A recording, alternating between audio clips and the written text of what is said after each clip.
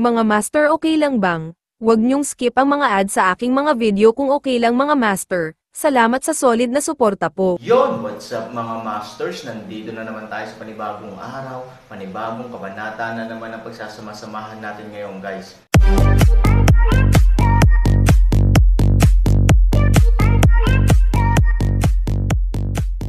Bali mga masters, kung bago ka pa lang po sa aking YouTube channel, please click the subscribe button, lalong-lalo na po yung notification bell guys, para maging connected pa rin tayo sa isa't isa at maging updated kayo sa mga susunod ko pang video. Bali mga masters, bago natin umpisahan ng kwento ay mag-shoutout po muna tayo para sa mga solid nating tagapakinig. Shoutout kay Rocky Rondina, shoutout kay Renz Rigor. Yun na nga mga masters, no? Bali hindi na ito patagalin. In 3, 2, 1, let's go! Ang sahod ay dapat ayusin sa lungsod. Tsaka kahit may sweldo, di ba this time? Ilang araw na lang mula nang siya ay naging hari, at ilang araw na lang mula nang magsimula siyang muli. Gustuhin man niyang mabayaran ay hindi ngayon.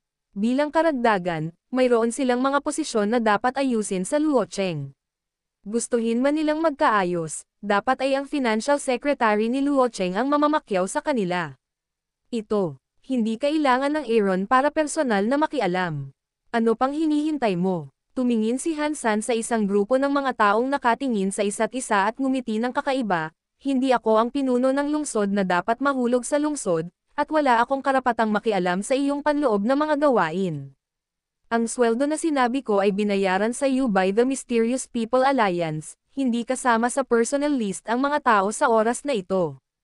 Well, una sa lahat, wala akong masyadong pera, kaya hindi mo maasahan na bibigyan kita ng maraming pera.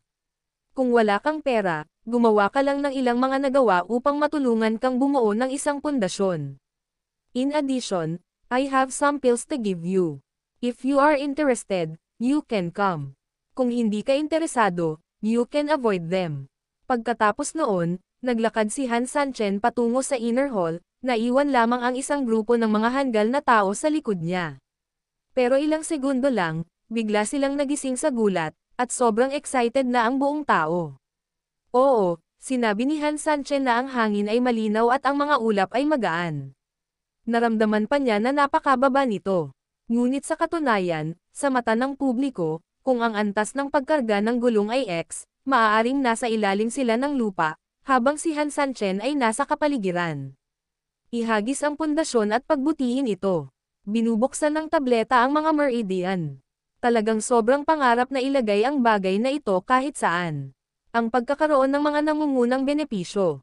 Sino ba naman ang ayaw nito? Kahit nagastusin mo ang lahat ng iyong pera, naniniwala ako na kahit sino ay tiyak na susunod dito. Lord Fulin, I want ta. Si Lord Fulin ang nag-ayos na pumunta ako. Malaking bagay. Ayoko ng kalahating taon na sweldo sa lungsod. Ayusin mo ako. Makakapagtrabaho ako ng 1 taon ng libre. Kaya ko ito ng 1 taon at kalahati. 2 taon. Umalangaw-ngaw sa tainga ni Fulin ang mga apurahan at mapagpakumbabang kahilingan. Sa ilang sandali, si Fulin ay tila may hindi mabilang na mga langaw na umaaligid sa kanya. Sige, balikan mo na ang mga post nila. Ako na mismo ang mag-aayos ng listahan. Tsaka, hindi mo ba narinig ang sinabi ng bayaw ko na ngayon ay bahagi na ng pagpunta? Kung ano ang magiging bahagi ng pagpunta, ibig sabihin, ang iba ay pupunta mamaya. Pagkatapos nito, tumingin si Fulin sa lahat kayo ay mga tagapamahala.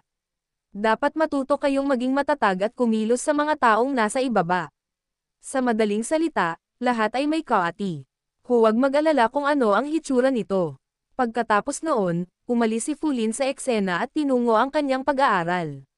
Dapat niyang iguhit ng mabilis ang listahan, at pagkatapos ay tipunin ang mga tao sa listahan sa lalong madaling panahon, naghihintay sa susunod na pag-aayos ng Aaron.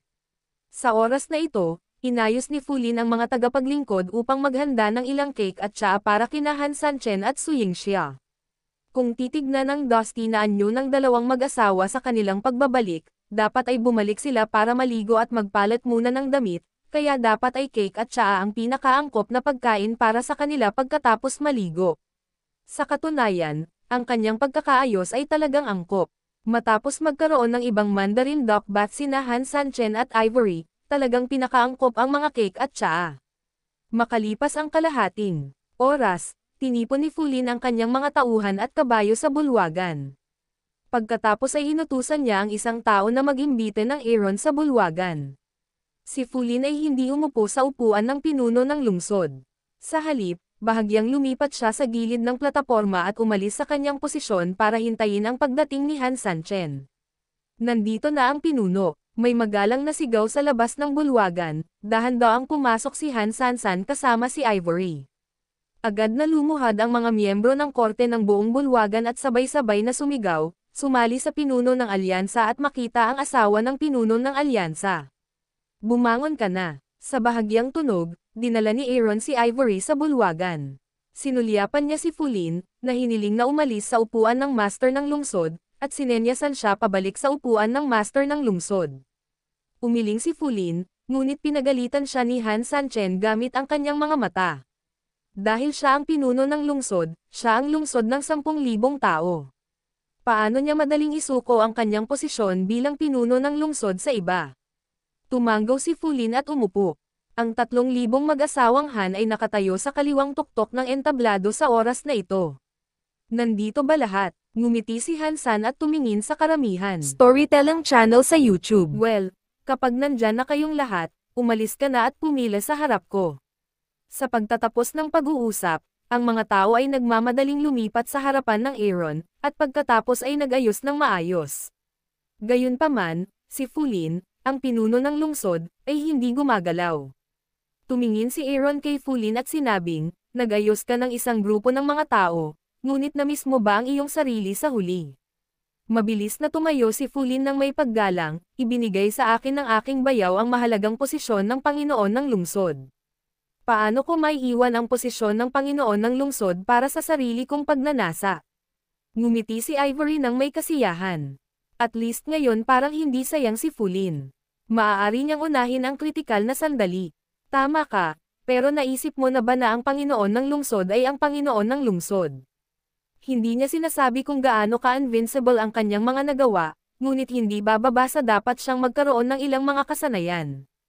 Kung hindi, ano ang magagawa niya upang kumbansihin ang mga tao? Nahiya si Fulin at tumanggo, ang pinuna ng aking bayaw ay mas magsisikap si Fulin sa hinaharap. Kung mag-aaral ka lang ng mabuti, magkakaroon ng maraming master sa mundo. Sumama ka sa akin. Ang mga gawain sa lungsod ay ipaubaya sa iba pansamantala. Nga pala, nasaan si Moyang? Nagte-training si Kuya Mo sa school training ground kamakailan. Daan ng Fulin. Busy talaga ang lalaking ito saglit. Mapait na tumawa si Aaron, ngunit sa kabutihang palad para sa kanya, kahit papaano ang pasanin sa balikat ni Han 3000 ay maaaring magaan ng husto. Then you can send someone to inform him. He can manage the affairs in the city for the time being. You can go with me. I'm a city lord, and I'm your brother-in-law. How can I do too badly? You don't want face, but I want face. Nang marinig ang mga salita ni Han Sanchen, napakasaya ni Fulin, at napakatamis ng kanyang puso. Kung sa bagay, ang sweldo ni Aaron ang ayaw niya sa Fulin. Tao din siya. Natural, hindi niya maiiwasan ang ilang makamundong bagay. Gayunpaman, palagi niyang iniisip na kung mabibigyan siya ni Han Sansan ng ganoong mahalagang posisyon, kailangan niyang magpakita. Kaya naman, kahit na kaya niyang ayusin ang kanyang sarili na mapabilang sa listahan, hindi niya ito ginawa. Hindi niya akalain na tatawagan muli ni Han Sanchen ang kanyang sarili. Lihim na nagdesisyon si Fulin. Dahil ang kanyang bayaw ay nag-aalaga sa kanyang sarili ng ganito, siya ay susunod sa kanya hanggang sa kamatayan sa hinaharap. Oo, nagtitiis sa kagalakan, sumagot si Fulin, at pagkatapos ay tinawag ang kanyang entourage. Nang matapos ang order, tumakbo ang lalaking utot papunta sa team sa harap ng Aaron. Mag-usap muna tayo. Kapag nabayaran na ako, kailangan kong tulungan ako sa trabaho. Napatingin si Han Sanchen sa mga tao. Huwag kang mag-alala. Hindi ito anumang mabigat na gawain. Kaya mo yan. Tumanggo ang mga tao. Well, let's go. Pagkatapos nito, direktang ginalaw ni Han Sanchen ang kanyang kamay, at agad na bumukas ang 8 ligaw na makalangit na libro. Isang kislap ng liwanag ang agad na bomb alert sa mga tao sa bulwagan. Nang maglaon, nang mawala ang liwanag, tuluyan ding naglaho ang mga tao. Nang muli nilang imulat ang kanilang mga mata, isang grupo ng mga tao ang dumating sa makalangit na mundo ng libro. Si Hangluan at ang kanyang mga barkada ay natural na labis na nagulat, ngunit si Fulin at ang iba pa ay biglang nawala ang kanilang dating kasabikan at mukhang medyo napigilan. Kung tutuusin, alam ng marami sa kanila kung nasaan ito, at natural na hindi nila makakalimutan ang mga pagkakamaling nagawa nila dito. Sa loob ng ilang araw sa labas, ilang buwan na sa 8 kaparangan. Sa mga buwang ito, si Ningyu at ang iba pa ay hindi naging idle. Sa halip, itinayo nila ang mga bahay na gawa sa kahoy at mga bahay na kawayan na nawasak sa digmaan. Ngayon, walang bakas ng usok ng baril ang makikita dito, ang luntiang damo at mga puno ay parang isang fairyland sa lupa. Ngunit ang mababang libingan sa tabi ng malayong kakahuyan ay nagsasabi pa rin tungkol sa pagdurusa dito, at halos sa sandaling sila ay nahulog. Biglang, maraming tao ang sumugod sa paligid, na may hawak na mahabang espada at mukhang mamamatay tao, at direktang pinalibutan sila. Panahon na para bitawan agad ng magnanakaw ng aso ang pinuno ng ating alyansa. Kung hindi, huwag mong sisihin ang kalupitan natin sa ilalim ng espada. Ang pinuno ay natural na ang nagyelo na buwan. Mula noong huling insidente, kahit na may malubhang kakulangan ng mga tao sa 8 wastelands na libro, ginagawa pa rin ni Ningyu ang bantay ng transmission port bilang pangunahing depensa. Hindi na niya hahayaang mangyari muli ang parehong trahedya. Ngumiti si Han Sanchen at tumingin kay Ningyu, itapon mo ang espada. Hindi natin sila kaaway ngayon, ngunit sumama na sa atin. Sumali sa amin. Kumunat ang noo ni Ningyu at nagtaka, bakit? Sila. Ipapaliwanag ko ito sa iyo mamaya. Pagkatapos nito, tumingin si Han Sanchen sa iba. Sunod-sunod nilang ibinaba ang kanilang mga espada. Ngunit nang tumingin sila kay Fulin at sa ibang tao, halatang malamig at pag-alit din ang kanilang mga mata. Nang pumunta siya sa kahoy na bahay, hindi sinamahan ni Ivory si Han Sani. Sa halip, isinantabi niya si Ningyu. Malinaw, kinuha ni Ivory si Ningyu ng mag-isa para ipaliwanag ang buong kwento sa ngalan ni Han Sani. Matapos maunawaan ni Ningyu, inutusan niya ang isang nasasakupan na bumalik sa kahoy na bahay at sabihin ang pangkalahatang sitwasyon sa publiko. Pagkatapos ay bumalik siya muli sa koponan. Bagamat malamig pa rin ang mukha ni Ningyu, kahit papaano ay mas maayos ito kaysa sa naunang mamamatay tao na espiritu. Pagkatapos bumalik sa log cabin, ang mga taong nanatili sa mundo ng Tianshu ay dumating na rito. Nakita ni Han Nayan na masigla ang kanyang mga magulang at nasagasaan. Daddy, Mommy, walang mas mahalaga kaysa sa muling pagsasama-sama ng pamilya, at walang mas masaya kaysa sa muling pagsasama-sama ng pamilya ng tatlo. Matagal na nagyakapan ang tatlo. Nanay, kapatid ko ba siya? Noon lang, tumalon pababa ang maliit na dragon ant mula sa balikat ni Ivory at pinagmasdan si Han Nayan, maganda rin ang kapatid ko. Ang tunog ng maliit na dragon ant ay nagpapabalik sa pamilya sa realidad. Kasabay nito, ang atensyon ni Han Nayan ay ganap na naaakit sa nakaraan. Tumanggo si Ivory, oo, kapatid mo siya, si Han Nayan. Ma, ano po ito? Tumingin din si Han Nayan sa maliit na dragon ant, puno ng kuryosidad saglit. Kapatid mo siya, Hans. Ngumiti si Ivory. Han Nayan ang pangalan ko. Sabi ng nanay ko, Nayan daw ang ibig sabihin ng nanay ko ay namimiss ko na ang tatay ko. Hansi ang pangalan niya. Yun pala. Diyan kasi namimiss ni Dad si nanay. Nakangiting sagot ni Han 3000. Magiliw na ngumiti si Ivory at hinawakan ang ulo ni Han Nayan, magiging kapatid ka sa hinaharap. Dapat matuto kang alagaan ang iyong kapatid, okay. I see. Pwede ko bang hawakan? Masunuring sabi ni Han Nayan. Si Ivory ay hindi pa nagsasalita, ngunit ang maliit na dragon ant ay direktang tumalon sa kamay ni Han Nayan. Nakangiting sabi ni Hehe, ate, catch it as you like. Total nakahiga lang ang mga paninda at nakalabas ang tiyan. Hindi rin magalang si Han Nayan. Ang kanyang maliit na daliri ay marahang hinawakan ang kanyang tiyan, at ang makating maliit na dragon ant ay humajijek. Ang naturang larawan ay nagpatawa rin sa lahat. Tama nga, ang mga bata ang masayang bunga upang maalis ang lahat ng gulo at sama ng loob, lalo na ang dalawang bata. Nang makitang masaya si Han Nayan, tinitigan ni Ivory si Han San.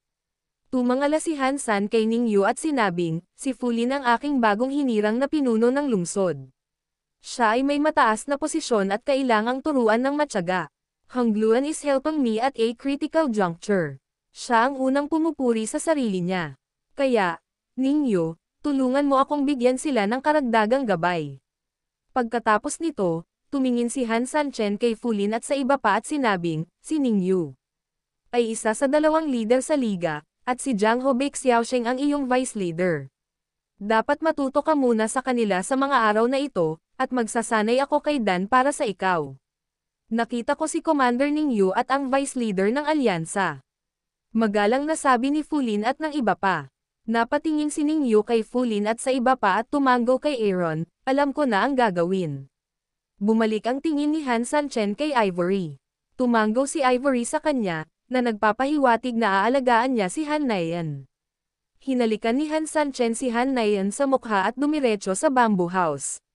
Pagkaalis ng Aaron, inilabas din ni Ivory si Han Nayan sa bahay na kawayan upang maglaro sa labas. Tumingin si Ningyu sa karamihan at sinabing, simulan na rin natin. Sa kabilang dulo, si Aaron ay nag-set up muli ng sarili niyang double dragon tripod. Nagtipon ng mga berdeng dragon at nag-operate ang double tripod, ngunit sa oras na ito, ang bibig ni Han Sanchen ay may kakaibang ngiti. Yun na nga mga masters, no? Bali panibagong kabanata na naman yung natapos natin ngayong gabi. Muli, maraming salamat po talaga sa walang sawang suporta po sa aking YouTube channel na talagang inaabangan nyo po ang bawat upload ko po. Bali mga masters, magkita-kita ulit po tayo bukas ng gabi at ngayon po ay magpapaalam po muna tayo.